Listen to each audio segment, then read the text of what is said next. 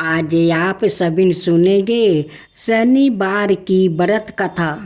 एक बार की बात है, सभी नवग्रहों यथा सूर्य, चंद्र, मंगल, बुध, बृहस्पति, शुक्र, शनि, राहु और केतु में विवाद छिड़ गया कि इनमें से सबसे बड़ा कौन है। एक समय स्वर्ग लोक में सबसे बड़ा कौन के प्रश्न को लेकर सभी देवताओं में वाद विवाद प्रारंभ हुआ और फिर परस्पर भयंकर युद्ध की स्थिति बन गई। सभी देवता देवराज इंद्र के पास पहुँचे और बोले, हे देवराज, आपको निर्णय करना होगा कि 9 ग्रहों में सबसे बड़ा कौन है। देवताओं का प्रश्न सुनकर देवराज इंद्र उलझन में पड़ गया और कुछ देर सोच कर बोले, हे देवगणों, मैं इस प्रश्न का उत्तर देने में असमर्थ हूँ। पृथ्वी लोक में उज्जैनी नगरी में राजा विक्रमादित्य का राज्य है। हम राजा विक्रमादित्य के पास चलते हैं क्योंकि वो अन्याय करने में अत्यंत लोकप्रिय है। उनके सिंहासन में अवश्य ही कोई जादू है कि इस पर बैठकर राजा विक्रमादित्य दूध का दूध और पानी का पानी अलग करने का निर्णय करते हैं। देवराज इंद्र के आदेश पर सभी देवता पृथ्वी लोक में उज्जैनी नगरी में पहुँचे। देवताओं के आगमन का समाचार सुनकर सवाए राजा विक्रमादित्य ने उनका स्वागत किया। महल में पहुंचकर जब देवताओं ने उनसे अपना प्रश्न पूछा तो राजा विक्रमादित्य भी कुछ देर के लिए परेशान हो उठे, क्योंकि सभी देवता अपनी अपनी शक्तियों के कारण महान शक्तिशाली है। किसी को भी छोटा या बड़ा कह देने से उनके क्रोध के प्रकोप से भयंकर हानि पहुंच सकती थी। तभी राजा विक्रमादित्य को एक उपाय सूझा और उन्होंने विभिन्न धातुओं स्वर्ण, रजत, कांसा, तांबा, सीसा, रंगा, जस्ता, अब्रक, लोहे के 9 आसन बनवाया। धातुओं के गुणों के अनुसार सभी आसनों को एक दूसरे के पीछे रखवा कर उन्होंने देवताओं को अपने अपने सिंहासन पर बैठने को कहा। सब देवताओं के बैठने के बाद राजा विक्रमादित्य ने कहा, आपका निर्णय तो सवाय हो गया है। जो सबसे पहले सिंहासन पर विराजमान है वही सबसे बड़ा है। राजा विक्रमादित्य के निर्णय को सुनकर शनि देव ने सबसे पीछे आसन पर बैठने के कारण अपने को छोटा जानकर क्रोधित होकर कहा, राजन, तुमने मुझे सबसे पीछे बैठाकर मेरा अपमान किया है। तुम मेरी शक्तियों से पराजित नहीं हो। मैं तुम्हारा सर्वनाश कर दूंगा। सूर्य एक राशि पर 1 महीने, चंद्रमा 2.25 दिन, मंगल 1.5 महीने, बुध और शुक्र 1 महीने, बृहस्पति 13 महीने रहते हैं, लेकिन मैं किसी राशि पर 7.5 बरस रहता हूँ। बड़े बड़े देवताओं को मैंने अपने प्रकोप से पीड़ित किया है।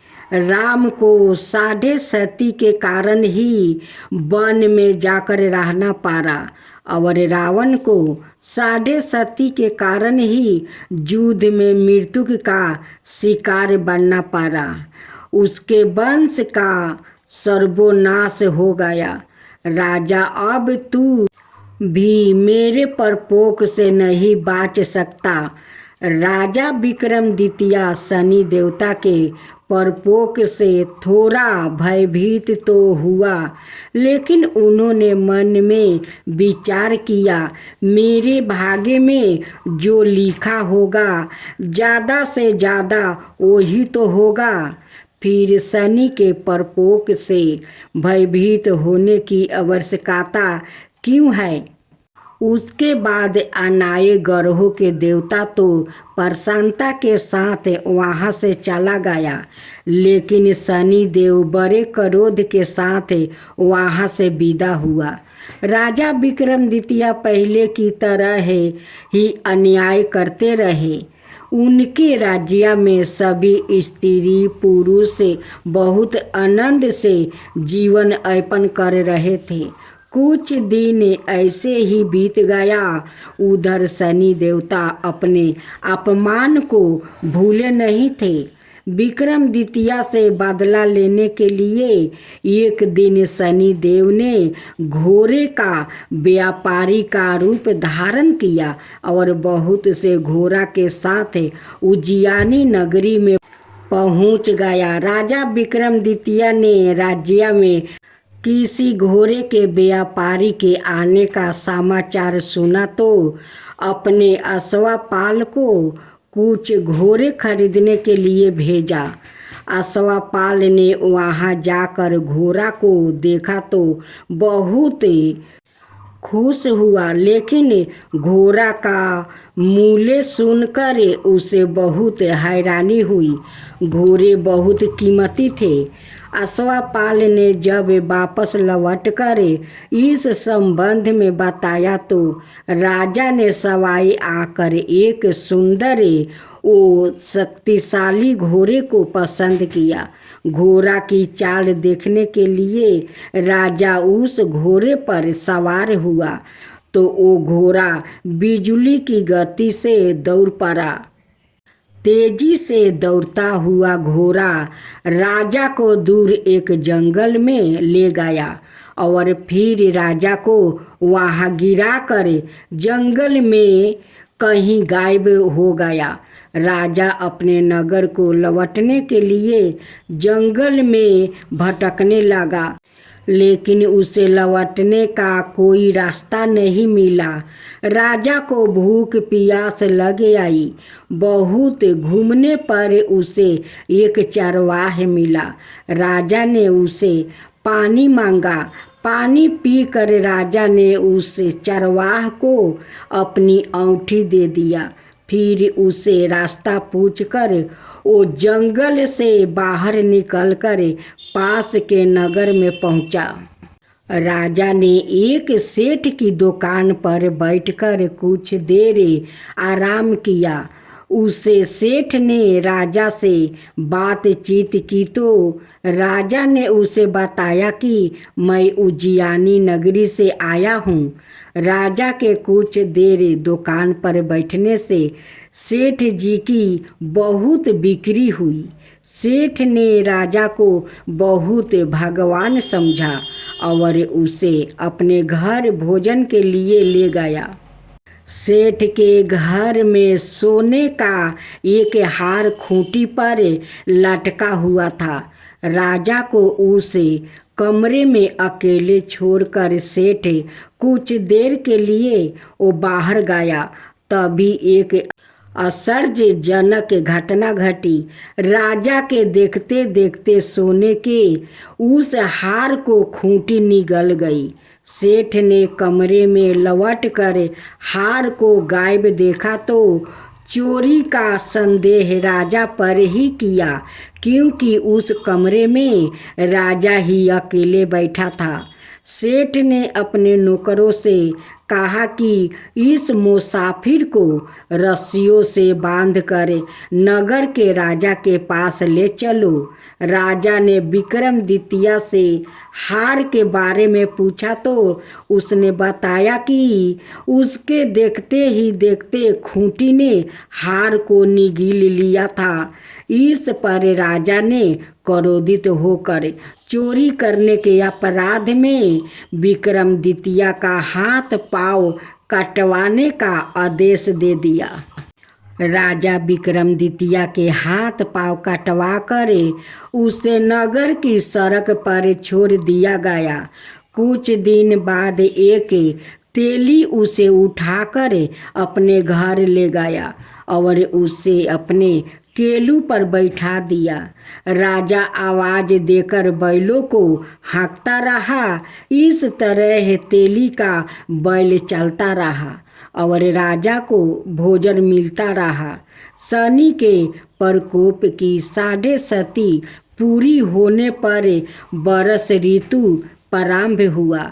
राजा विक्रमादित्य एक रात मेघ मल्हार गा रहा था कि तभी नगर के राजा की लड़की राजकुमारी मोहिनी रथ पर सवार उस तेली के घर के पास से गुजरी। उसने मेघ मल्हार सुना तो उसे बहुत अच्छा लगा और दासी को भेजकर गाने वाले को बुला लाने को कहा। दासी ने लौट कर राजकुमारी को अपंग राजा के बारे में सब कुछ बता दिया। राजकुमारी उसके मेघ मल्हार पर बहुत मोहित हुई थी। अत उसने सब कुछ जानकर भी अपंग राजा से विवाह करने का निश्चय कर लिया। राजकुमारी ने अपने माता पिता से जब यह बात कही तो वो हैरान रह गई। राजा को लगा कि उसकी बेटी पागल हो गई है। रानी ने मोहिनी को समझाया कि बेटी, तेरे भाग्य में तो किसी राजा की रानी होना लिखा है, फिर तू उस अपंग से ब्याह करके अपने पाँव पर कुल्हाड़ी क्यों मार रही है। राजा ने किसी सुंदर राजकुमार से उसका विवाह करने की बात कही, लेकिन राजकुमारी ने अपनी जिद नहीं छोड़ी। अपनी जिद पूरी करने के लिए उसने भोजन करना छोड़ दिया और प्राण त्याग देने का निश्चय कर लिया। आखिर राजा रानी को बेबस होकर अपंग राजा विक्रमादित्य से राजकुमारी का विवाह करना पड़ा।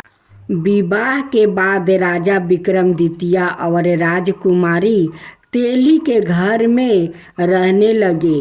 उसी रात सपने में शनिदेव ने राजा से कहा, राजा, तुमने मेरा परपोक देख लिया।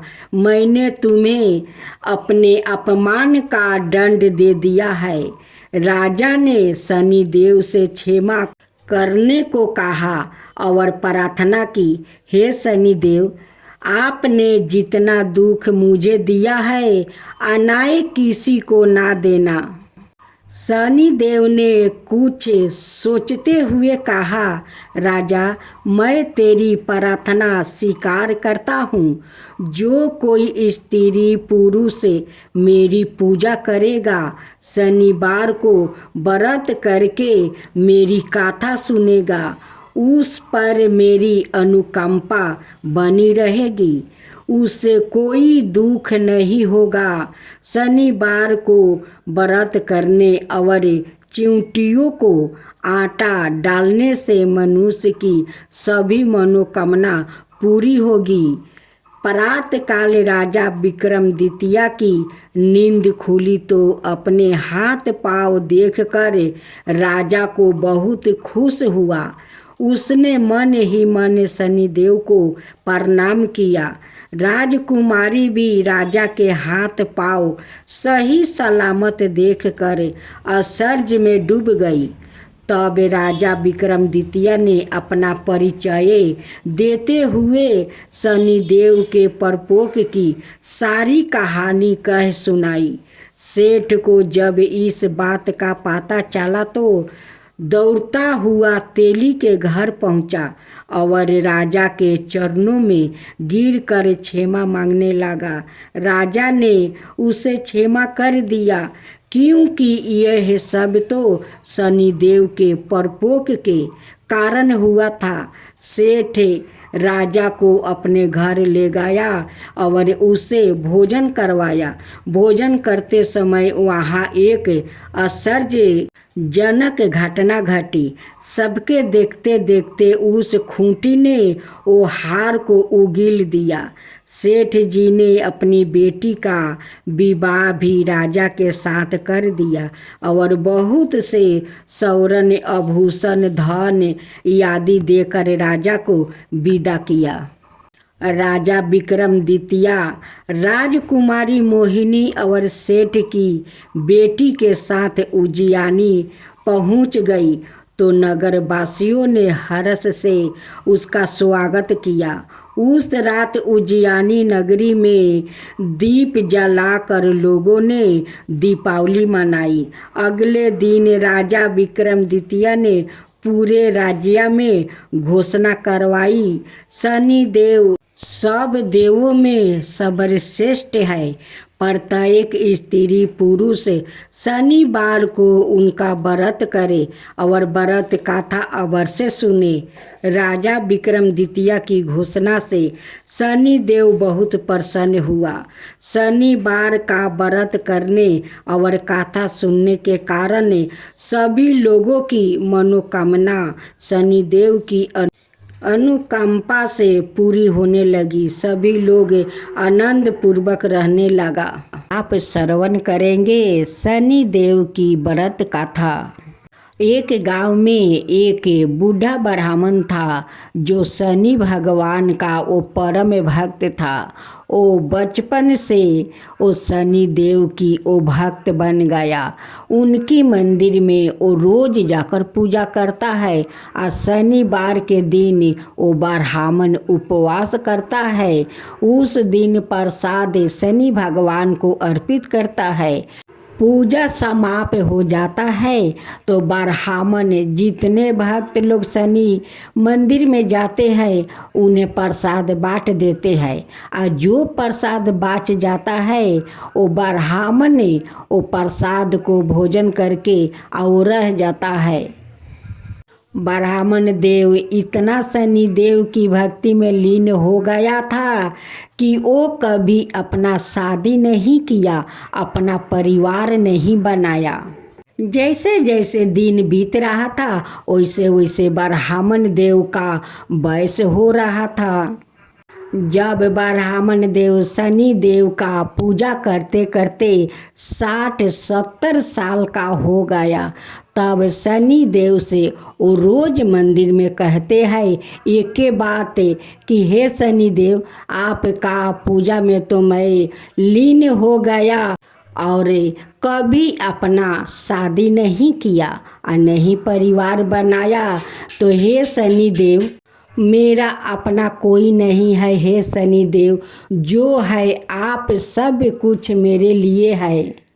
जब मेरा मृत्यु हो तो एकांत में ना हो। जब मेरा मृत्यु को होगा तो आपका मंदिर के सामने होगा। यही मुझे आपसे वरदान चाहिए, क्योंकि आपके मंदिर के सामने बहुत सारा भक्तों रहते हैं।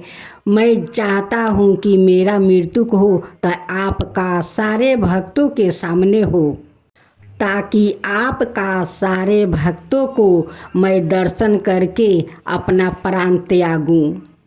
एक दिन शनि देव ब्राह्मण देव के सपने में दर्शन देते हैं और कहते हैं कि हे ब्राह्मण देव, आप जो चाहते हैं वो ही होगा। जैसा आप चाहते हैं कि मेरे भक्त के सामने आपका मृत्यु हो वैसा ही होगा। हे ब्राह्मण देव, और एक मैं वचन देता हूँ कि मेरा सेवा आपका यम दूत भी आकर आपको प्राण नहीं लेकर जाएंगे। जब तक मैं हुक्म ना दूँ यम राज का दूत भी आकर आपको नहीं ले जा पाएगा। ब्राह्मण देव का जब सपना टूटा तब कहने लगे कि हे शनिदेव, आप तो साक्षात शनिदेव है, आप तो सभिन का पिता है, सभिन को दाता है, आपका हुक्म बाहर कोई कुछ नहीं कर सकता है। फिर ब्राह्मण देव दूसरे दिन शनिदेव का मंदिर में जाते हैं, वहाँ पर पूजा पाठ करते हैं। अब पूजा समाप्त होने पर सभी भक्तों में प्रसाद बांटते हैं और जो बच जाता है वो खुद भोजन कर लेते हैं। करने के बाद शनिदेव के सामने बैठकर ब्राह्मण देव कहते हैं कि हे शनिदेव, आप तो सपने में दर्शन दिया था, लेकिन मैं चाहता हूँ कि आप मुझे आकर साक्षात मुझे दर्शन दीजिए, ताकि आपका दर्शन से मैं धन्य हो जाऊँ और आपका वैकुंठ में मैं जाकर शरण लूँ। शनिदेव ब्राह्मण देव को साक्षात दर्शन देते हैं। ब्राह्मण देखकर धन्य हो गया। वो बार बार हाथ जोड़कर अपना सर उनकी चरण में वो बार बार टीक रहा था। शनिदेव उनकी श्रद्धा भक्ति देखकर कहते हैं कि हे ब्राह्मण देव, आपका तो वयस 70 पार हो गया है, अब आप कुछ दिन का मेहमान है। आप देखिए, इस पीपल के पास आकर दीप जलाकर यहीं पर रहिएगा, क्योंकि मैं इस पीपल में वास करता हूँ। जो मनुष्य इस पीपल के जड़ में दीप जलाकर मेरा परिक्रमा करता है, उन पर मैं प्रसन्न होता हूँ और उनका वैकुंठ धाम का प्राप्ति भी होता है। तो हे ब्राह्मण देव, आप दीप जलाकर इस पीपल का वृक्ष को परिक्रमा कीजिए, या तो 3 बार या तो 7 बार, ताकि आपका प्राण मेरे सामने निकल जाएगा और आपका वैकुंठ धाम मिल जाएगा। जैसे जैसे दिन बीत रहा था वैसे वैसे ब्राह्मण का और ज़्यादा वयस हो रहा था। एक दिन ब्राह्मण देव का थोड़ा तबीयत खराब लग रहा था। ब्राह्मण देव जाकर सो गए। वैसे ही यमराज का दूत आया और कहने लगा कि ब्राह्मण देव, आपको जाने का समय हो गया है, चलो मेरे साथ है। ब्राह्मण देव कहते हैं कि आपके साथ मैं कैसे जा सकता हूँ? शनि भगवान तो मुझे वचन दिया है कि मेरा मृत्यु को होगा तो उनकी सामने होगा और उस पीपल का वृक्ष के पास होगा। आप मुझे कैसे ले जा सकते हैं? वो शनि भगवान को ब्राह्मण देव पुकारा और शनि भगवान दौड़े चले गए और यमदूत से कहा कि देख भाई, तू ये भक्त को नहीं ले जा सकता है। वो मुझसे वचन लिया है और मैं उसे वचन दिया है कि उसका मृत्यु होगा तो मेरा सामने होगा। तुम ब्राह्मण को नहीं ले जा सकता है, तुम लौट जाओ। दूत कहता है कि शनिदेव, मुझे तो यम राजा भेजा है कि जाओ उस ब्राह्मण को ले आओ। अगर मैं खाली हाथ जाऊंगा तो उन्हें क्या मैं जवाब दूंगा? शनिदेव कहते हैं कि जाकर अपना राजा से कह देना कि शनि का हुक्म बगैर कोई उसका प्राण नहीं ले जा सकता है। दूत परलोक लौट गया। अब ब्राह्मण देव दूसरा दिन पीपल के पास आकर दीप जलाकर वहाँ पर वो बैठते हैं, वैसे उनकी प्राण वहीं पर निकल जाता है। सारे भक्त में हाहाकार मच गया कि ब्राह्मण देव का मृत्यु हो गया, ब्राह्मण देव को मृत्यु हो गया। देखो ब्राह्मण देव कैसे इस पीपल के वृक्ष के पास आकर दीप जलाया और परिक्रमा किया। परिक्रमा करते हुए ब्राह्मण देव का प्राण कितना अच्छे से निकल गया। कोई दुख नहीं पहुंचा, कोई कष्ट नहीं हुआ। ब्राह्मण देव का शनि वैकुंठ मिल गया। हे शनि देव, जैसे आप उस ब्राह्मण पर कृपा किया वैसा ही सफर करना।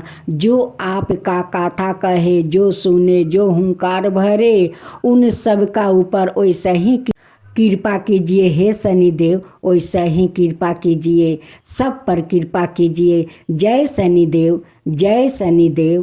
शनिदेव भक्तन की हितकारी, सूरज के पुत्रा प्रभु छाया महतारी।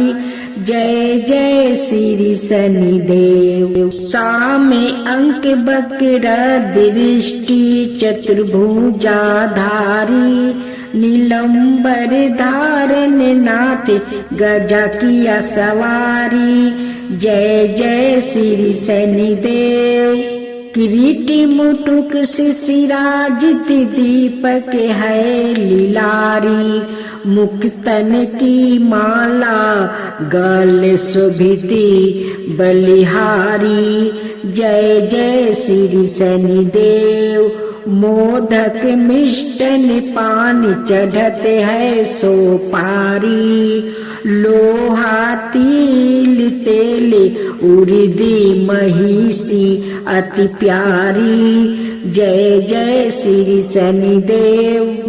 देव दनुज ऋषि मुनि सुमिरन नर नारी, विश्वनाथ धरत ध्यान शरण है तुम्हारी। जय जय श्री शनिदेव।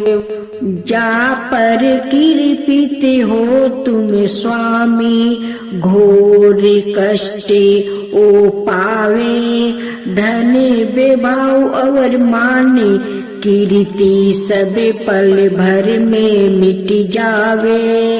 राजा नल को लगी शनि दासा, राजपाट हर लेबे। जय शनिदेव, जय शनिदेव, जय जय जय शनिदेव। जा पर प्रभु होवे तुम स्वामी, सकल सिद्ध ओ पावे तुम्हारी। कृपा रहे तो उसको जग में कवन सतावे, तांबा तेल और तिल से जो करे भक्तन सेवा। जय जय शनिदेव, जय जय शनिदेव, जय जय शनिदेव।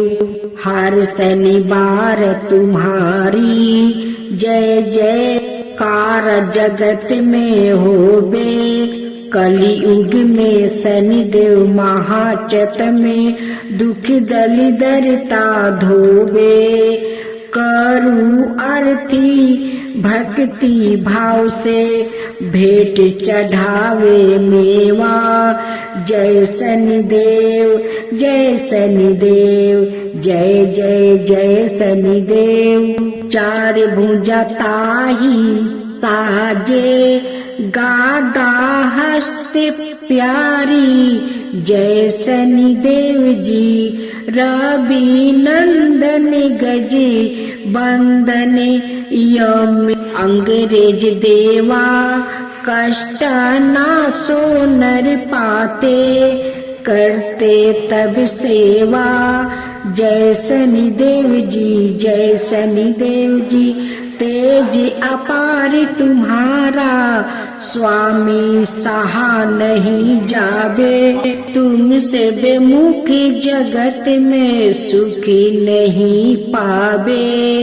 जय शनिदेव जी। नमो नमो रवि नंदने, सब गरहो सिर ताजा। बंसीधर यश गावे, रखियो प्रभु लाज हमारा। जय जय शनिदेव जी, जय जय शनिदेव।